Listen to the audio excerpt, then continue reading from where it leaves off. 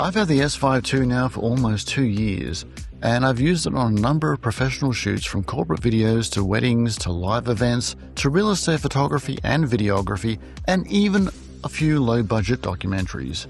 I will let you know right now I'm kind of biased because I absolutely love this camera. I love the ergonomics, the image quality, the customization, and so on, so I thought I'd share some of my favorite features about it.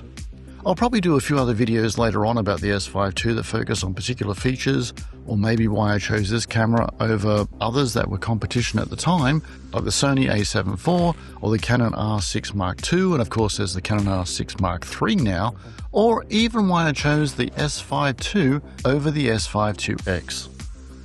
I might also talk about some other features or issues with the camera that I'm not overly fond with in a different video, but for now, let's just talk about the features that I love about this camera in no particular order. There's actually quite a few, so this video might be one of my longer ones.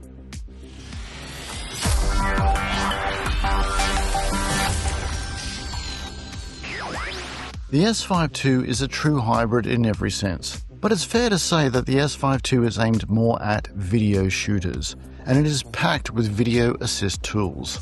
So much so that it can be a bit overwhelming if it weren't for the menu and customization options. We have histograms, waveforms, dual zebras, focus peaking, shutter angle, a lot of features that far more expensive cameras don't have, or at least not all of them, especially shutter angle. I mean, there's a few cameras now, like some of the Sonys and some of the Canons, that are getting a few of these features, but they still don't have all of them. And this camera is now approaching 3 years old, and it came out with them at a very budget price.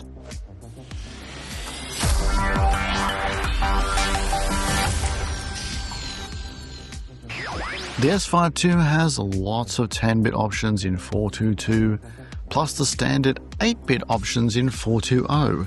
It has MOV or MOV and MP4, and now, after a firmware update, it has MP4 Lite, which is great if you want to keep your file sizes down but still have very good image quality in that open gate mode.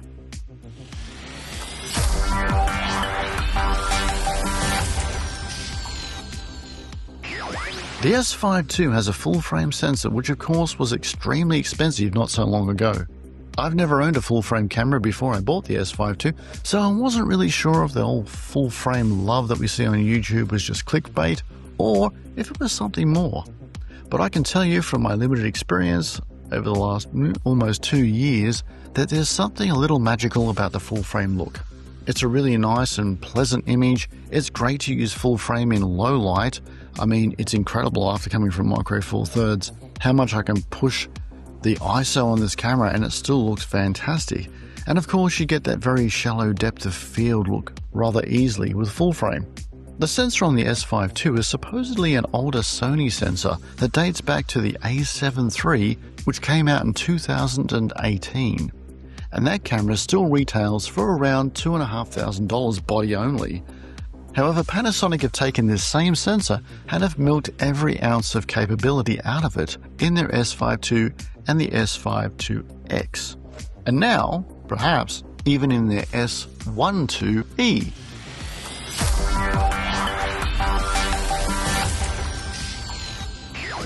This camera has really good looking 4K, and you can shoot up to 6K options. And on that note, we have 6K open gate, which means you can shoot using the full area of this sensor and crop the image in any way you like in post. Now, the open gate feature is coming to more and more cameras recently, including some of the Sony cameras and also the latest Canon camera, the R6 Mark III, I believe, and it also is on the DJI Action 6, which recently was released. So it's starting to become more and more common and more popular. But again, I go back to the fact that the S5II had this almost 3 years ago at a very competitive price point.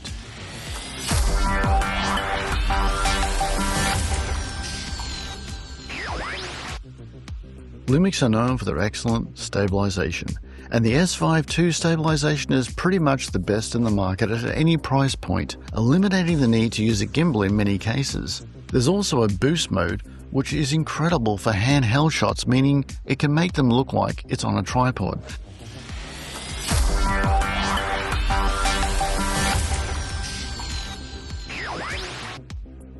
Lumix are also known for their natural looking colour, and the S5II has amazing image quality, and I'm nearly always blown away by the images I get out of this camera. I'd say that it leans a little bit magenta, and a few other people have said that as well, but overall the image looks great straight out of camera, and that's even shooting in natural profile. But on top of that, there's so many great colour profiles to choose from this camera, including standard, vivid, natural, and of course Vlog. A lot of people claim that Vlog is the best and easiest log profile to work with, and I would agree.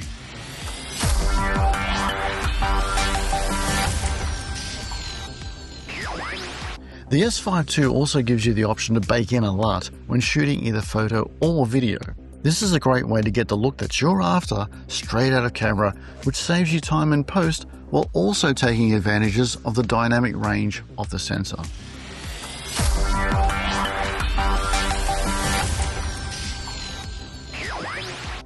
Lumix have some of the best menu systems of any camera I've ever used. It's easy to navigate and in a fairly logical order, but with so many options and video assist tools, well, it's easy to get lost in the menus sometimes, but thankfully there's so many ways to set up shortcuts for your favorite settings that it shouldn't be a problem. And that leads me to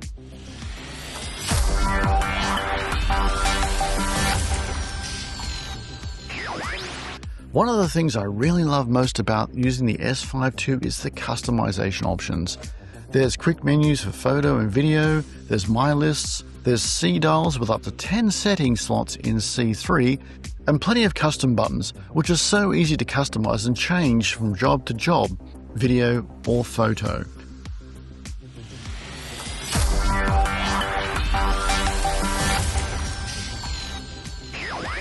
I love shooting with 4 channels of audio these days, especially for redundancy. It's probably not so important if you've got 32-bit float capability, but at the moment I don't. And these days I won't buy a camera that doesn't allow me to shoot with 4 channels of audio.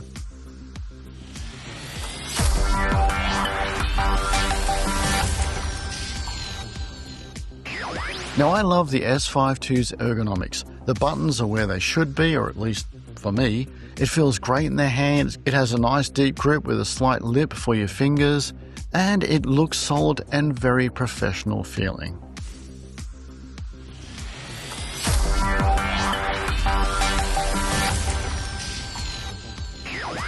I believe Panasonic were one of the first, if not the first, to introduce reliable weather sealing to their cameras. It's not unique these days, and I prefer not to test it out, but it is good to have for peace of mind when you have to get that shot in less than desirable weather or very dusty conditions.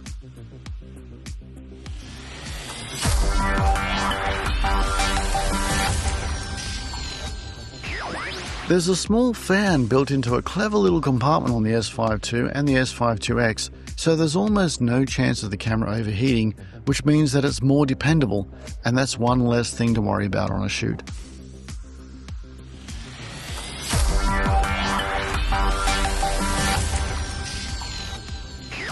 The S5II and S5IIX has 2 UHS-2 compatible SD card slots, which can be configured to work in different ways, from backup to relay to file type separation.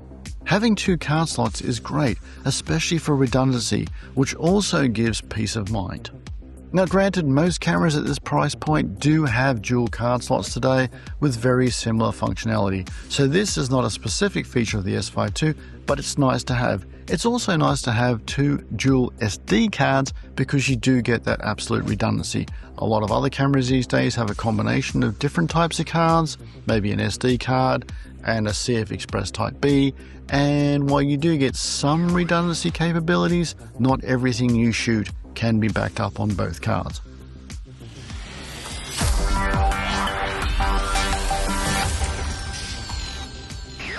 As I mentioned earlier, the S5II is aimed more at video shooters, but it is a true hybrid camera, and therefore it has a lot of very useful photo settings as well, such as pre-burst up to 1.5 seconds, which is more than most cameras, especially in this price point. It has mechanical and electronic shutter, real-time LUT in photo mode, live composite mode, and various bracketing options including focus and exposure. The S5II is a 24 megapixel camera, or thereabouts, and this is more than enough for most types of shoots. And by keeping the megapixel count low, it also helps the camera perform better in low light for video. To compensate for the 24 megapixels, there's also a high resolution mode that allows you to capture a 96 megapixel image in both RAW and JPEG, which also works handheld. It does this by moving the sensor around and taking a bunch of photos and stitching it together, and it's pretty incredible that it can do this handheld and in RAW.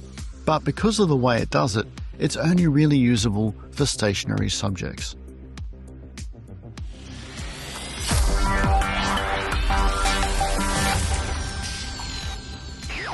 Back on the topic of buttons and dials, the S5II also has a photography drive dial that allows you to quickly access the different photo modes like the timer, burst modes, single shot, and the high-res mode. This is something that a lot of competing cameras around this price point simply don't have, like the Sony a7 IV and the Canon R6 II. In fact, the a7 IV just has nothing in this space at all, so it's kind of wasted real estate on the camera. Without a drive dial, you need to dive into the menu screen to switch between the various photo modes, and this would be very time-consuming and rather annoying.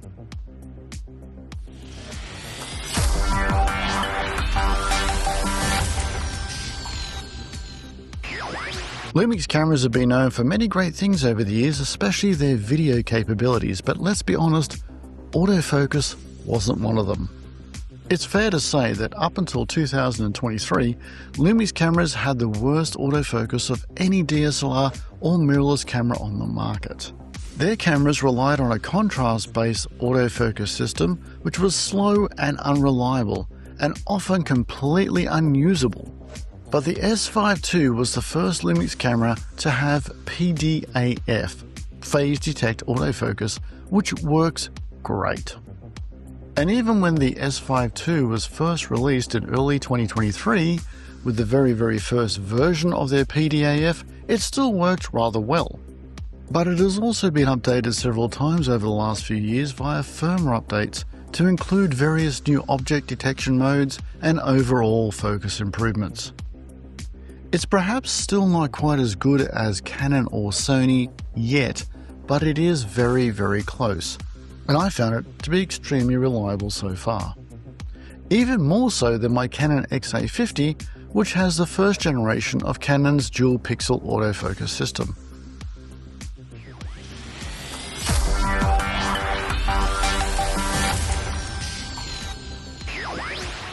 This camera has dual native ISO. It's at 640 and 4000 for Vlog, and it gives great clean, low light performance even at higher ISOs. As I've mentioned, I think the great low light performance is also partly due to the lower megapixel count of 24 megapixels, whereas a lot of other cameras are now boasting 33 megapixels and higher, and this can impact the low light performance.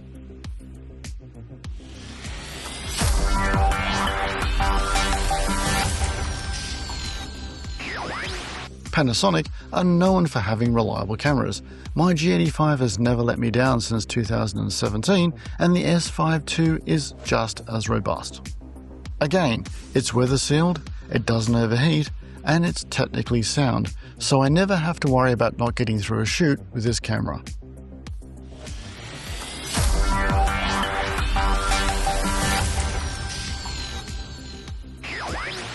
Now, some people complain about the battery life on the S5II, but I think it's pretty good. I typically get through a day on 1 to 2 batteries at most on a video shoot, and with real estate photography I can easily shoot 3 medium-sized properties on a single battery. And I think there's one reason for this, and that is the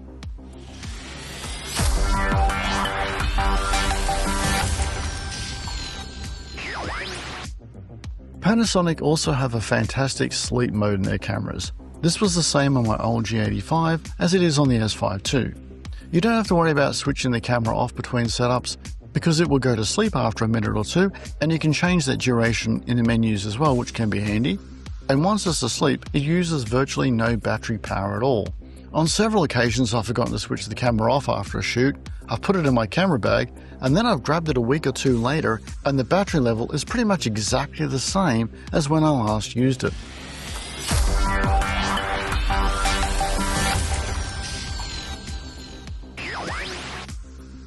Panasonic are known for supporting and upgrading their cameras long after release with firmware updates. Since I've had the S5II, which is almost 2 years now, there's been around 4 or 5 fairly major firmware updates that have improved autofocus, IBIS, added many other features such as frame I/O integration, additional frame marker guides for shooting in open gate, a light MP4 codec, and hybrid zoom, which is a great function that allows you to crop into the 6K sensor as you zoom, greatly extending the range of any lens.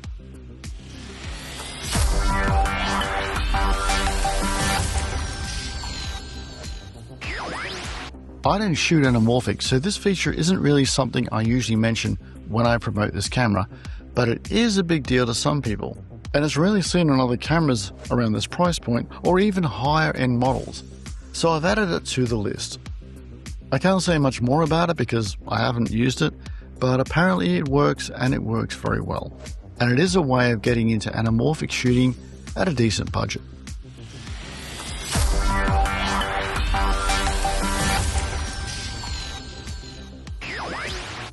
And finally, one of the most important considerations whenever I buy gear, what do you get for the price?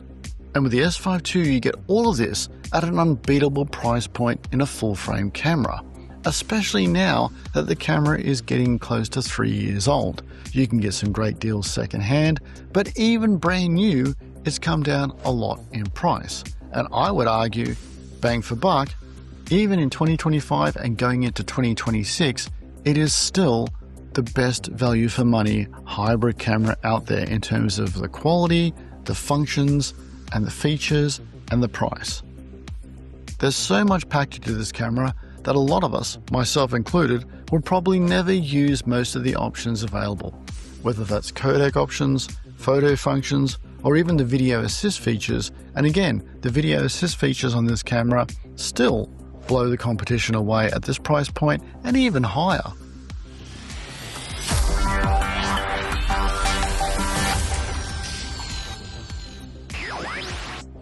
Now, I was going to add some cons or some things about the S5II that I don't like or think could be improved to the list just to keep it fair, because let's face it, no camera is perfect and the S5II isn't either. And although I would consider it pretty close to perfect for my needs, yeah, it still has some room for improvement. Unfortunately, this video is way longer than I wanted it to be anyway, so I'm going to save the list of things that could be improved or that I don't like about the camera or that other people have mentioned could be an issue for a separate video, so keep an eye out for that. Thanks for watching this far. I think the S5II is fantastic value for money, and hopefully this video has helped you to decide whether it's right for you or not. Anyway, that's all I have to say for now. Oh, and don't like, subscribe, or comment, or anything else.